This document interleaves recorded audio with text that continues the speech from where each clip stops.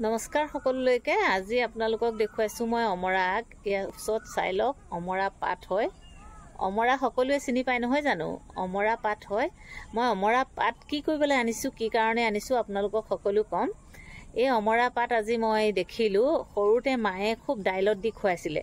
যেতিয়া পেট কামোৰে, পেটৰ অসুখ হয়, ঠিক তেনেকৈ খুব পায়খানা হৈছে, মানে পায়খানা ৰোৱা নাই, তেতিয়া কি কৰে মায়ে, ওচৰতে যদি অমৰা সৰু সৰু পুলি আছে, অমৰাৰ গছপুলি, তাৰ পৰা ছিঙি আগবোৰ আনি পেলাই পাতত দিয়ে, পাতত দি পেলাই তেনেকৈ নিমখ অকণমান দি পেলাই খুৱাই দিয়ে। আৰু তেনেকৈ আমাৰ পেটৰ অসুখ বা পায়খানা বন্ধ হৈছিলে বা পেটৰ অসুখ ভাল হৈছিলে।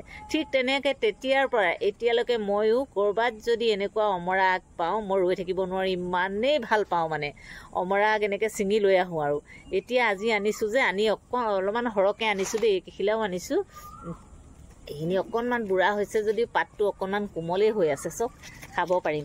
এইখিনি মই অলপমান পাতত দিম, পাতত দি পেলাই আলুৰ লগত পিটিকা কৰিম, আৰু অলপমান মই দাইলত দি খাম। ইমানেই টেষ্টফুল হয় নহয় খাবলৈ, আপোনালোকে খাই চাবচোন। টেঙা টেঙা ভাৱ এটা হয় আৰু খাবলৈ খুব সোৱাদ হয়।